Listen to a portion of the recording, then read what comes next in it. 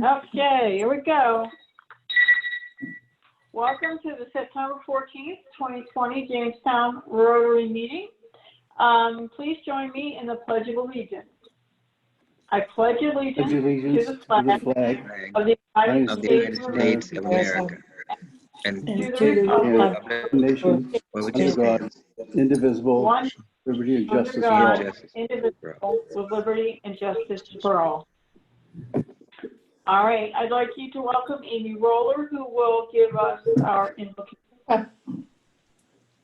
Hello, everyone. The invocation today actually comes from a book by Desmond Tutu that I have on my shelf called An African Prayer Book.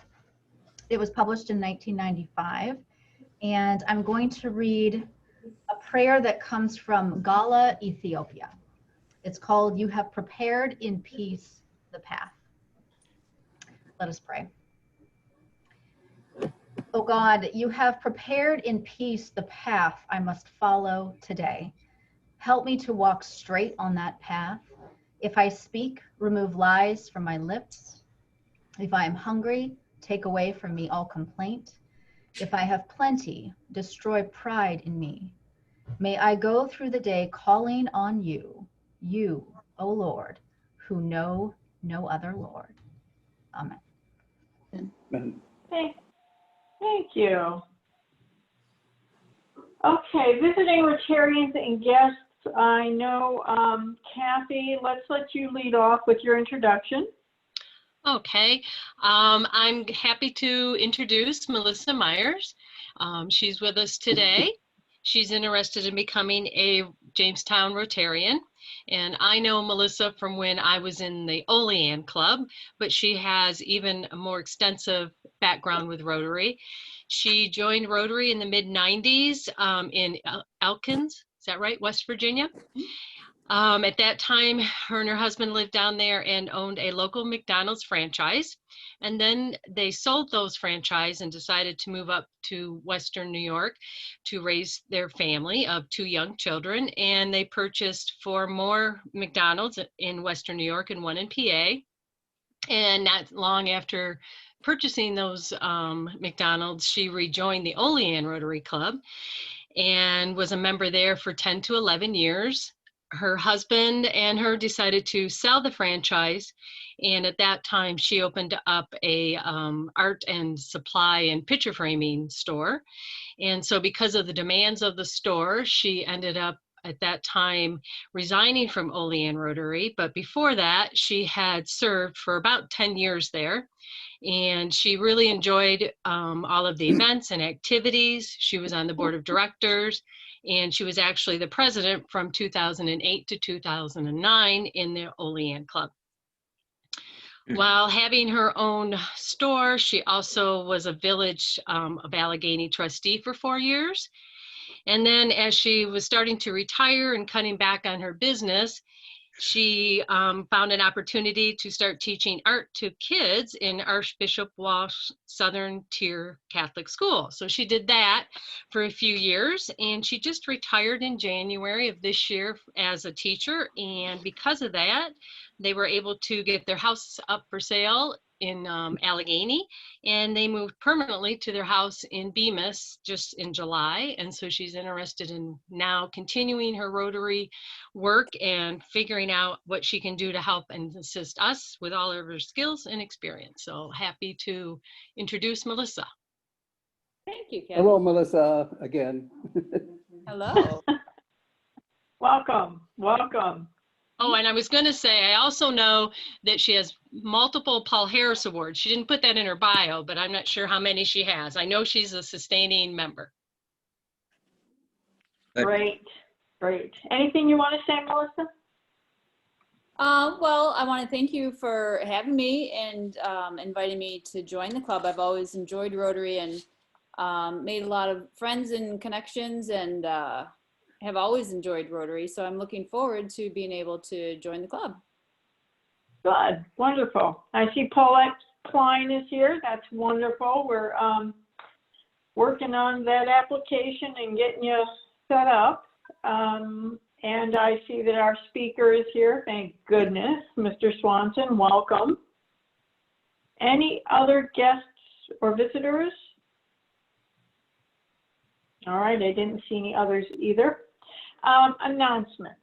I would like to recognize our Rotary Yours recorder today is Lynn Gruhl. Thank you, Lynn. Sue Jones is in our thoughts today. Apparently she's already had successful hand surgery, so you got to get up early to beat Sue Jones. Yep, She should be walking in the door anytime now, and Greg will hobble over and slap her on the back, and we'll get back to this meeting. Congratulations. All right. Committee chair announcement. Any committees want to announce what they're working on? Yes. Well, Oh, sorry. Okay, Courtney, You go. first.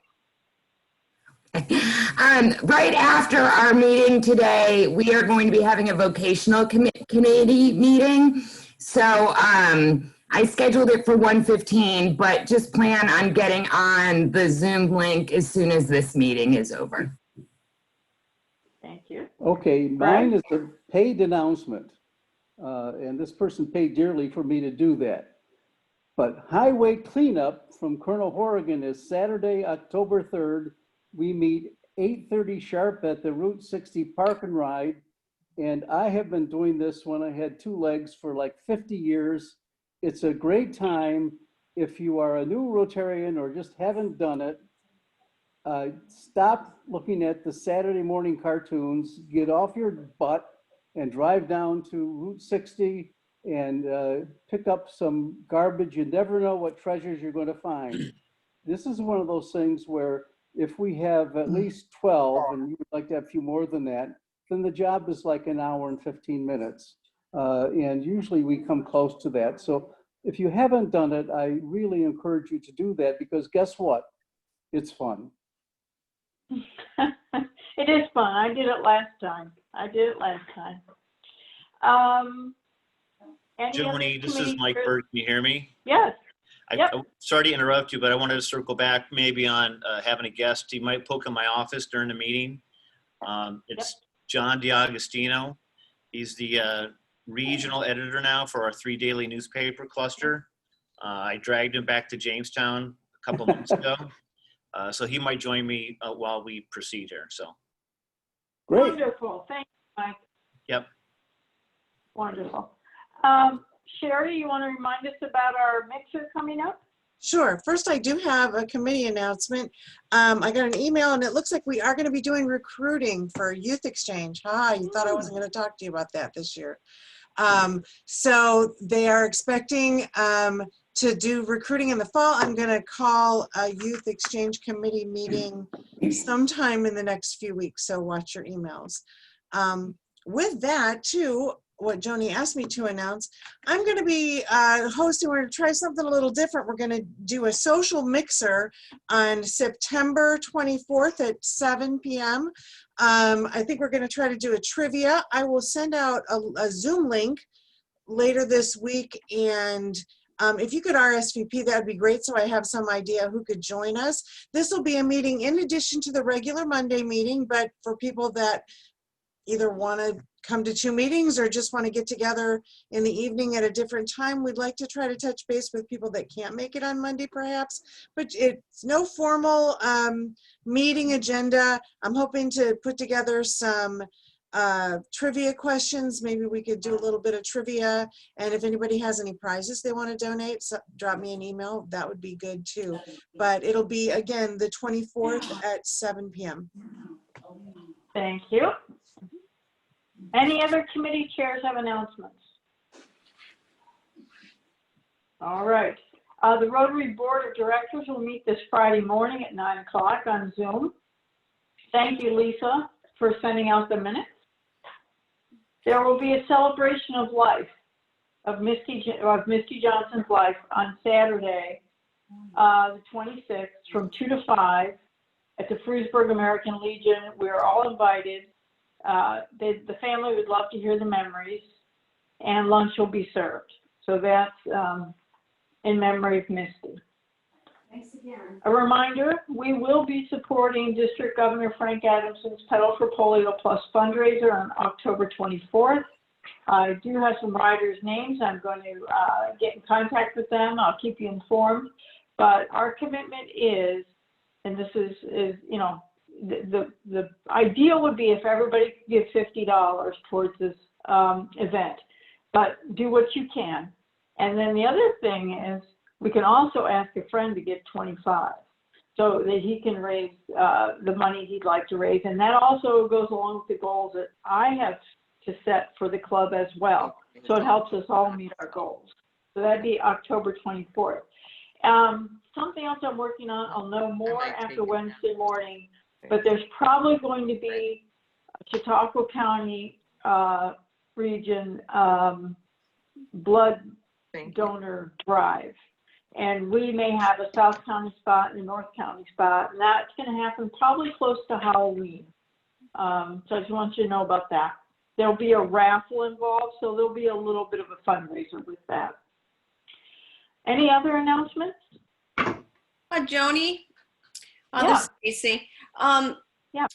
The last time I was on our Zoom Rotary meeting, I believe it was Randy Sweeney who had mentioned that we would get a couple bike riders for the event. Yeah.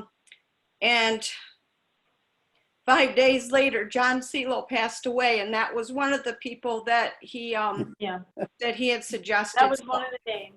I think that we all should just be very thankful for John. He's done a lot of things in the community. Thank you. Thank you. Any other things you'd like the club to know?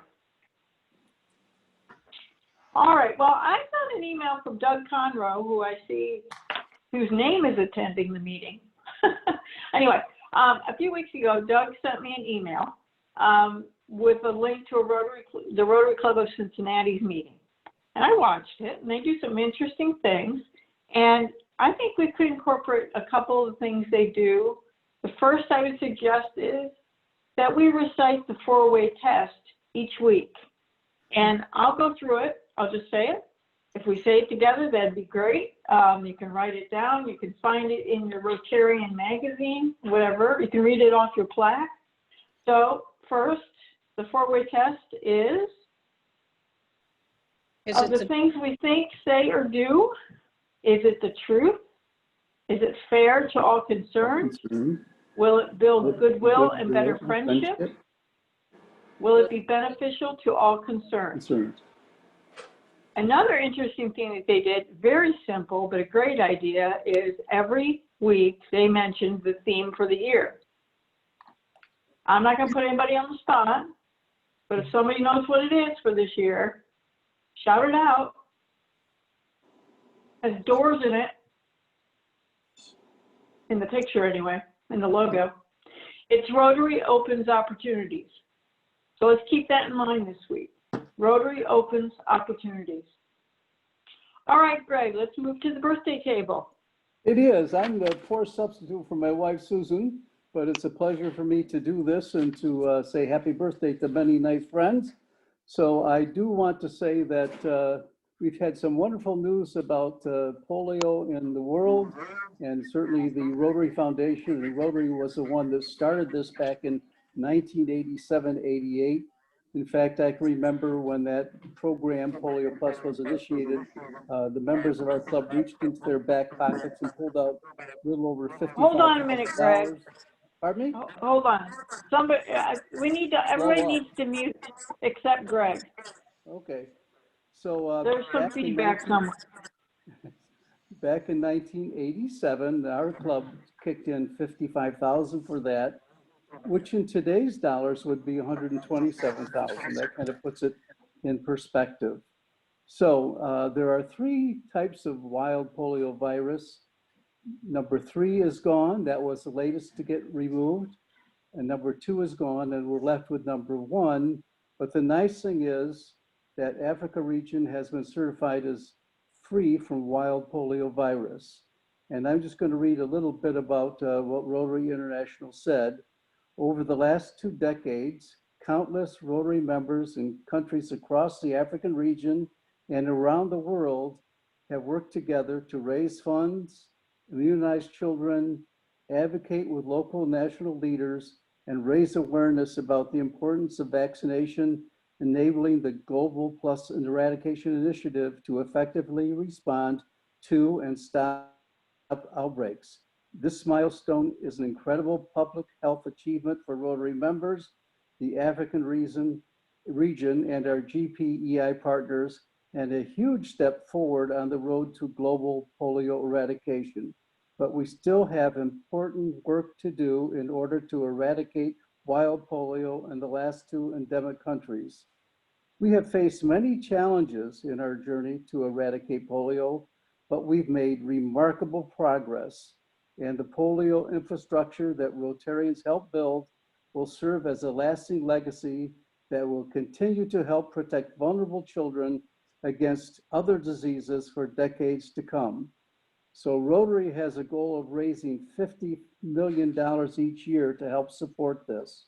And so that's what we are doing as a Rotary International. So all of us should think about supporting that as best we can. And I do want to mention that since we started this, there are now 6 entities that support the eradication of polio. And that is Rotary International, the World Health Organization, the United States CDC, UNICEF, and the Gates Foundation. Of course, the Gates Foundation does 2-for-1 on donations. So it's really been an all-out effort, and getting rid of Africa is a big deal. And I say we are going to knock off the last 2. So I'm excited about that, and it makes me proud to be a Rotarian and part of the organization that started this. So here we are on birthdays. I'm looking at our first birthday person, and it happens to be Kathy Birch. Happy birthday, Kathy. She was born on September 4th. Her husband's Mark, and she is the finance officer for the Gevy Foundation. She attended Jamestown Community College and Houghton College. We don't know her sponsor because she hasn't filled out her form yet on the website, but she will get to it, I'm sure. She joined us in August 13th of 2018. So welcome and happy birthday, Kathy. The next one is Russ Eklund. Russ Eklund was born on September 5th. He's married to the lovely Thelma, a lucky man. He was the president of Ellison Bronze. He is a sustaining member of our local Paul Harris Sustaining Club. He joined our club way back in 1991. He is a 2-time Paul Harris Fellow. So happy birthday to Russ. Next we go to Stacy Hannon. Stacy Hannon was born on the 7th of September, and her husband is Mark. And she is the owner and publisher of the Jamestown Gazette, and took a risk of starting her own business and is successful, so congratulations. She attended Jamestown Community College. She also was a Paul Harris Sustaining Club member. She was sponsored by Sharon Hamilton. She joined us in 2005. Stacy has been a past president, and she is a 2-time Paul Harris Fellow. Happy birthday, Stacy. Randall Sweeney. Took me a while to figure out who Randall was, but I got it now. Randy, September 10th, he is married to Peggy, and he was the executive director of the Chautauqua Regional Community Foundation, and he really was a tremendously successful organizer and a chief operating officer of that foundation. He attended Jamestown Community College, and he joined us in 1999. His sponsor is a question mark, which he will go on this page and correct. He is a Paul Harris Fellow twice, and happy birthday to Randy. Next, we have John Healy. John is one of our newer members, and his birth date is September 14th. Betsy is his spouse. He is a project manager for Clark Patterson Lee. He attended the University of Mount Union and Franciscan University of Steubenville. He has no sponsor, but he'll correct that. He joined the club in 2016. And happy birthday to John Healy. And he's a sustaining member also. The next one is, oh, my daughter-in-law, Michelle Jones. Date of birth was September 18th. Her husband is a very nice guy named Matthew. He had great parents. That's why he turned out so nice. She is the office manager and vice president of Northwest Bank Corp. She graduated from Houghton College and St. Bonaventure, where I believe she got her master's degree. She also is a Paul Harris Sustaining Club member. Lisa Yaggy, who was with us today, was her sponsor, and she joined us in 2013.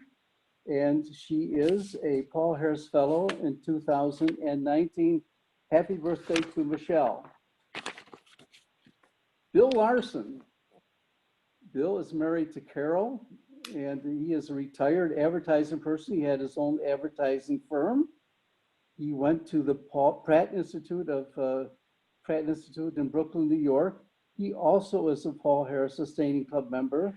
He is a past president, 1980 and 81. Those of you who have been with this club will remember this name. Harold Griffith was his sponsor. He joined in 1955. He was past president in he was past president and a Paul Harris Fellow, past president in 1985. And happy birthday to Bill Larson. Next on our list is somebody I think I know too. Let's see. Yes.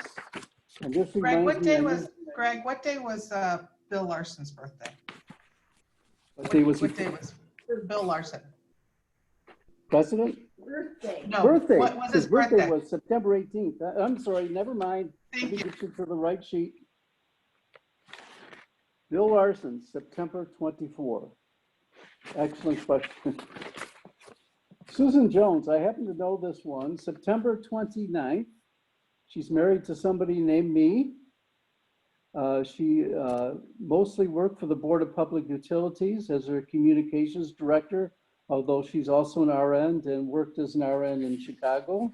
She graduated from Amundsen Merrifield College in Chicago.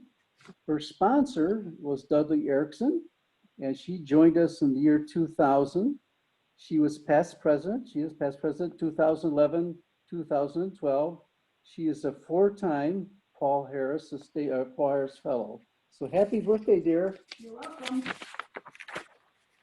Lisa Yaggy. I don't know why she always comes last with a Y, but the reason she's last now is because it's September 29th.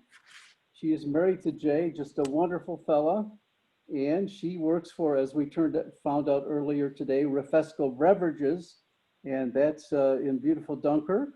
She's a resource business manager. She graduated from Allegheny College, so you know she has to be smart. She is also a member of the Paul Harris Sustaining Club. She was president in 2007 and 2008. Harry Nicholson was the person who recommended her to us, and she joined us in 2001.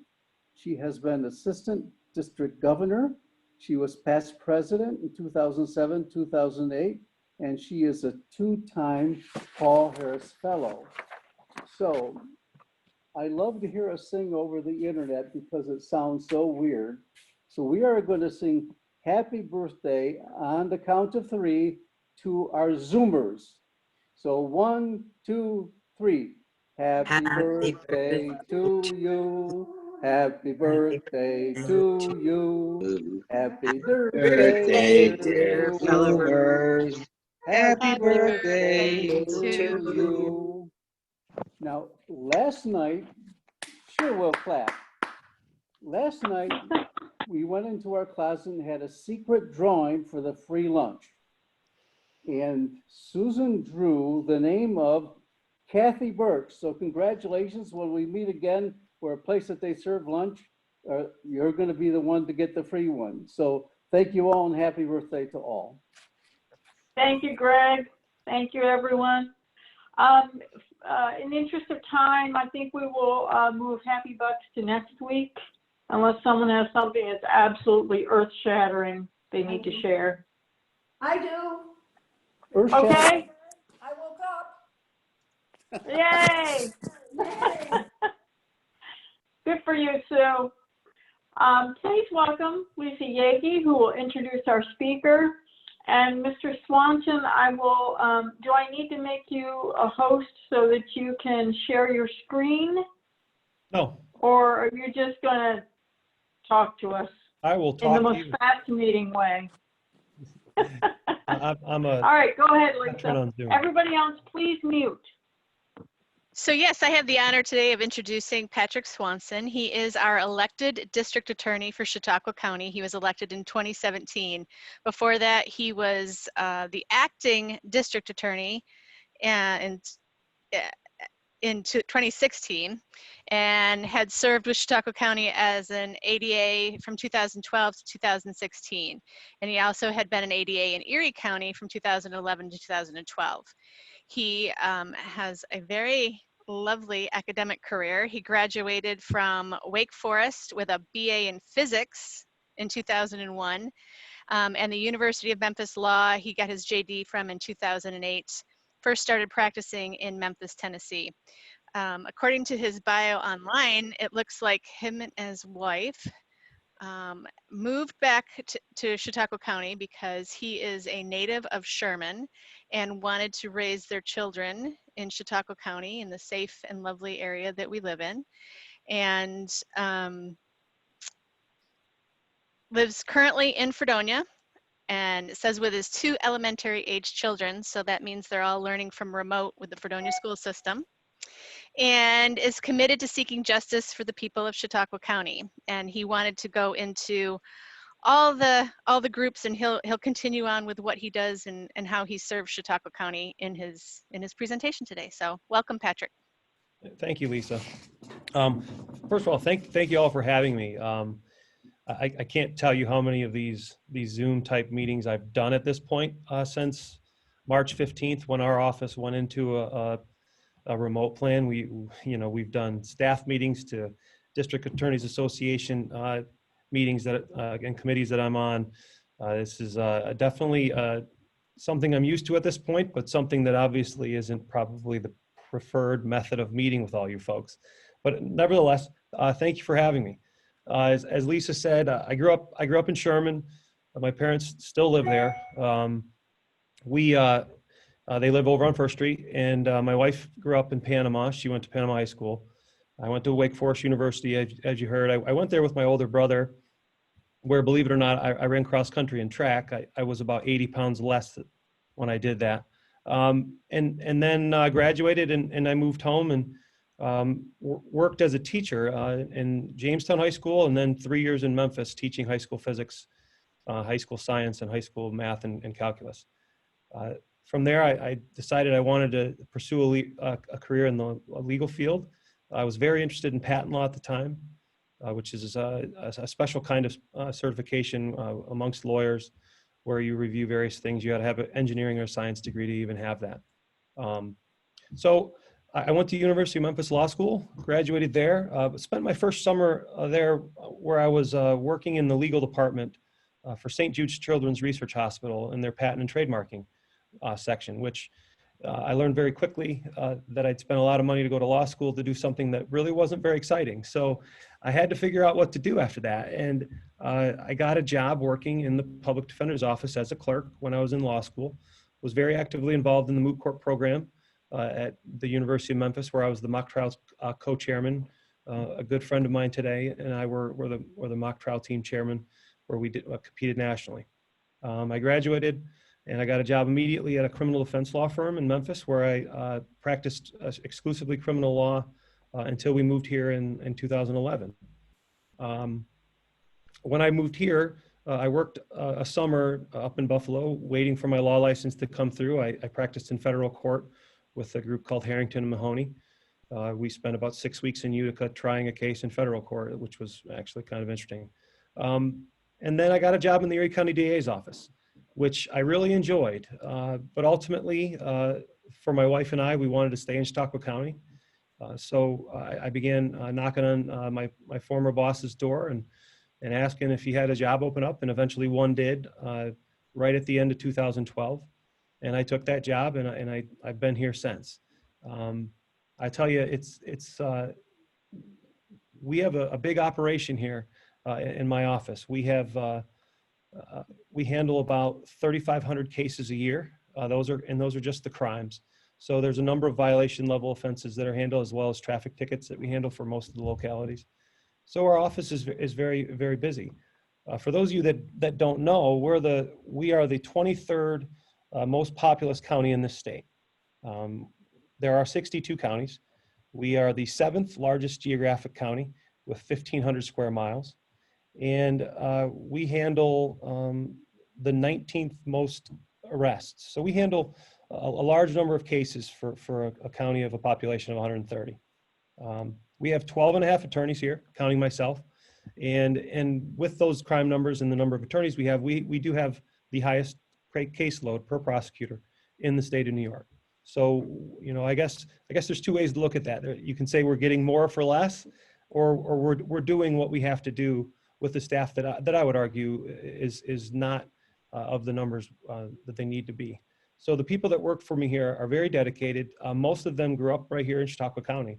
My chief assistant is John Zarowski. He lives in Bemis Point, and he's been practicing for 30 years. We have Marilyn Fiore-Lehman, who is out of Jamestown. She was corporation counsel for Mayor Tracy for quite a while.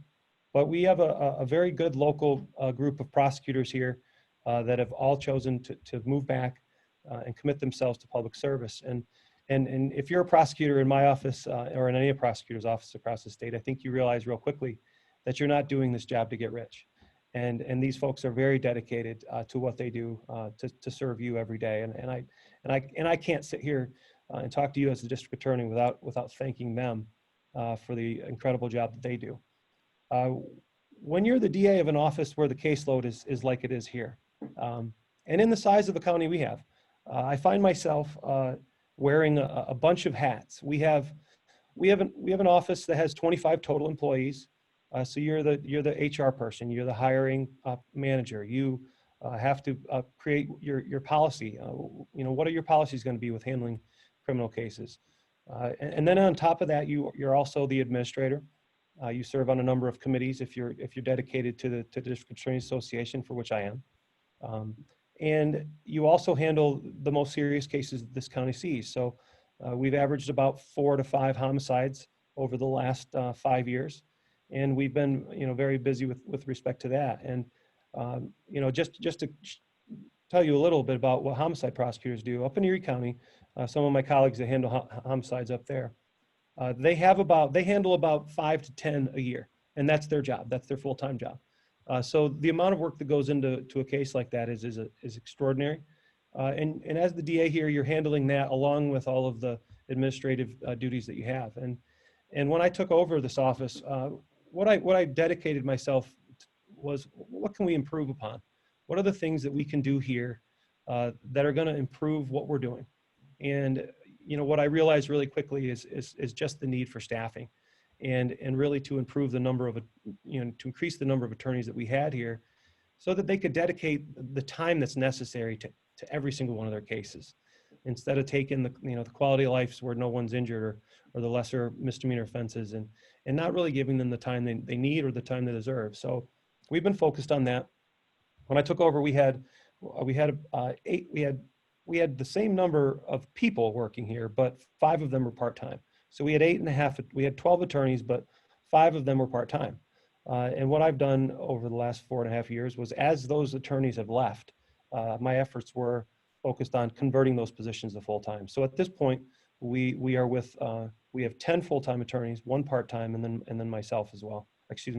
11 full-time attorneys, 1 part-time, and then myself. So, you know, we focused on that, and that's helped, because what that allows you to do is, as you have more staff, what it allows you to do is handle cases by area. And just like any other field, you know, those of you that are doctors, that are teachers, really there's specializations within those fields that exist within the law as well. So you have real estate attorneys, commercial transactional type attorneys. You have criminal law people. And within criminal law, you're looking at a variety of different kinds of charges, like drug cases, sex offense cases, violent offenses. We've put a decent amount of focus on really finding where we can dedicate the resources that are needed here most. So we now have a narcotics prosecutor. We also have a part-time narcotics investigator, which is which has been great to have one person tasked and dedicated to prosecuting those offenses, that we've seen those case numbers in the areas of narcotics increase quite substantially over the last 10 to 12 years. We also have a sex crimes dedicated prosecutor that really works closely with the child advocacy program that exists down there in Jamestown, and there's a location in Fredonia. And that's worked well too. But really that's what, we focused on that and increasing our staff numbers. And there's a need, and just to contrast what we're doing here, our budget's about $2.3 million. The public defender's budget, which is mostly funded by the state, and they have a formula based on the number of cases you have, with which then they dole out their funding. Our public defender's budget is $4.5 million. So their budget's $2.2 million more than mine. And we handle every single case here. They don't. They don't handle their appeals. But the reason their budget's high is because the state recognizes the caseload that they have, and they've made an effort to fully fund that office.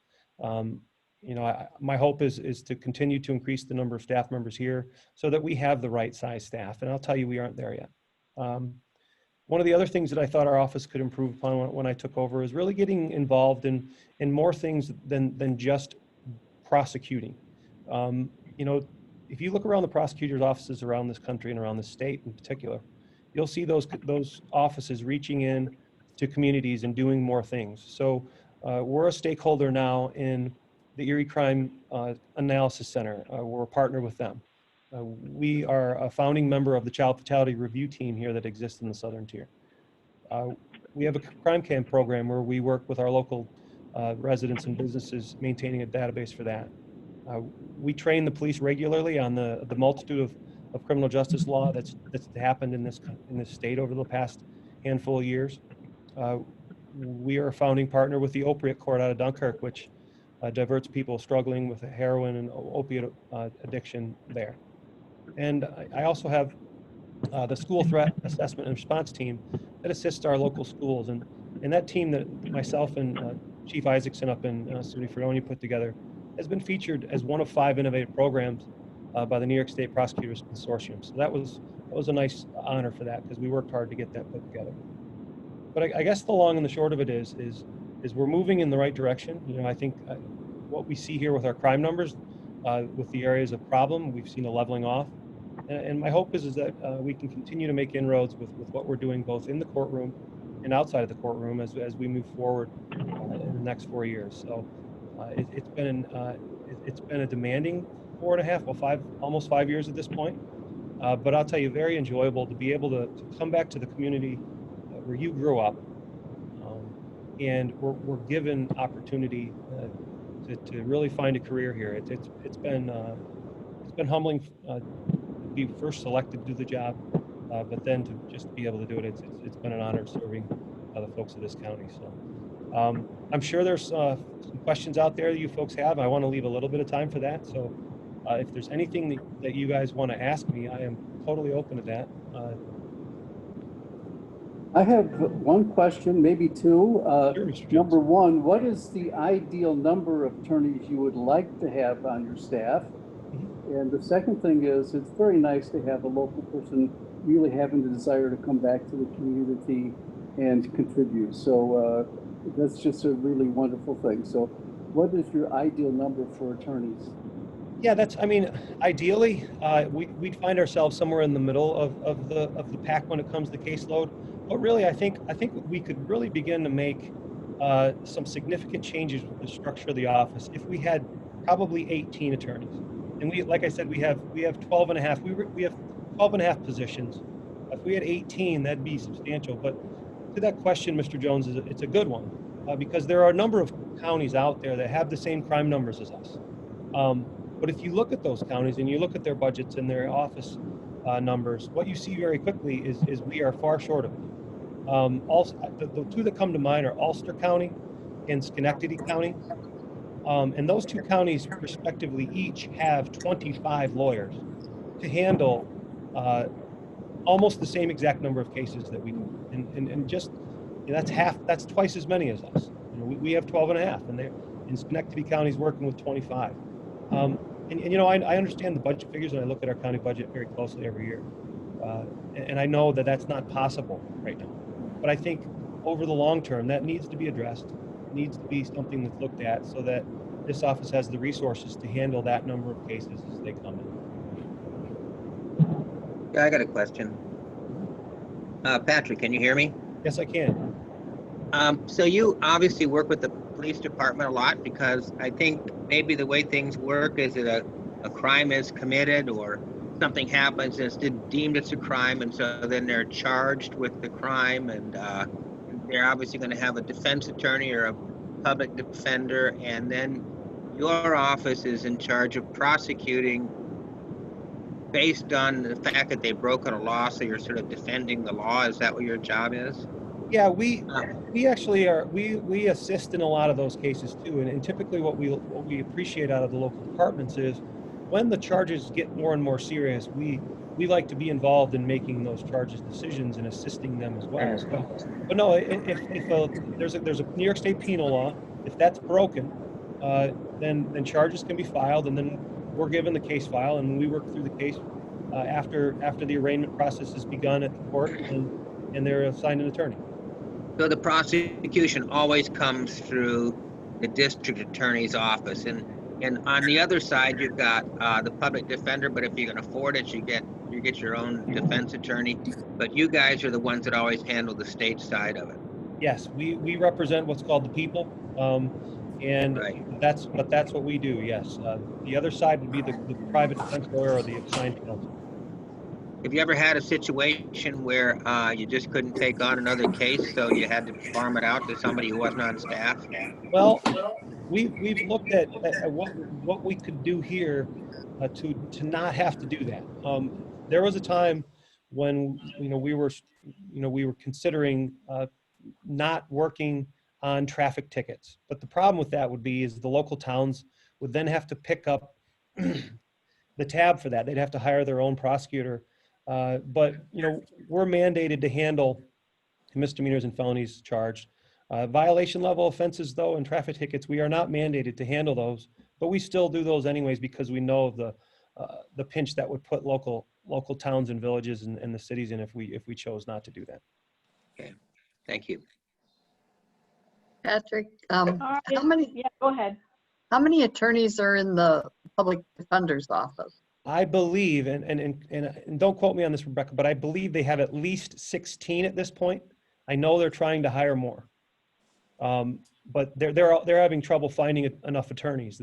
That's another problem in rural counties like ours is what you're seeing is the number of attorneys retiring and not practicing far exceeds the number of attorneys moving in and registering, and even the public defender's office is at this point struggling to find local attorneys, but I know they have at least 16. It could be more at this point, but I'm not sure. One more question. Hi, Patrick. Dave O'Connor with Chautauqua County Advertiser and Transcript. How are you? Sure, I'm great. According to the National Safety Traffic Management figures, your office is the last in New York State in its prosecution of DWIs, 62nd out of 62nd in 2019. Why is that? I'd have to see the data, Mr. O'Connor. I'm not sure what study you're looking at, but what I can tell you is from the National Safety Traffic Management. But when you say prosecutions, I'm not sure what do you mean by prosecutions? I can tell you the numbers we had. I could even probably pull dispositions, but I'd need to know a little bit more about the context of those numbers. According to them, in 2019, 80% of DWI, well, 81% of DWIs in Chautauqua County were either dismissed or reduced to a lesser charge. That doesn't sound accurate to me, Mr. O'Connor. What I can tell you is we frequently do reduce DWIs. We have a threshold policy that's very similar to just about every other county that operates out there. But yeah, we frequently reduce them, but I don't know if that 80% figure is accurate. I would even foster the guess that it is not. What I can tell you is our numbers for DWI over the past 10 years have been dropping significantly, which shows that the way that we're handling those prosecutions is working. We only had 58 felony DWIs last year, and you compare that to the 200 that we had in 2010, and we've seen a steady decrease in that over the last 10 years. So I'm very pleased with that respect. Misdemeanor DWIs are pretty flat, but dismissing or reducing 80%. We rarely dismiss them if that's happening at all. No, that 80% figure probably is not accurate. Second question. What happened in the Leland Breesy trial that he was able to walk due to a plea deal that stopped the trial while it was underway? I would need to look at the case file that was handled by the ADA that worked on that case, Mr. When did that happen? The Leland Breesy trial? Yes. You're not familiar with that case? That was a I know the case name, of a Mr. man O'Connor. he was charged with first-degree rape for raping a minor child in Dunkirk. Mr. O'Connor, we have 3,500 cases a year. When did that case happen? I believe that he walked in 2019 after being sentenced to time served, which was about 11 months. If I'm not mistaken, I believe he received a time served with probation, which he has since violated. Correct. And he is in state prison right now. Mm-hmm. All right, I'll bring more details at your next public appearance. Sure. Thank you, sir. Thank you. Thank you, Mr. Swanson, for your information. That was interesting. Yes, thank you for having me. Next week, our speaker, oh, wait a minute. A donation to the Rotary International End Polio Now Fund will be made in your honor, and we're this close to eradicating polio around the world. As you heard, Africa is free of the third type. Next week, our speaker is District Attorney candidate Jason Schmidt. And remember, Rotarians, what opportunities will you see to make our community better this week? Rotary opens opportunities, so keep that in mind. Thank you. Have a great week.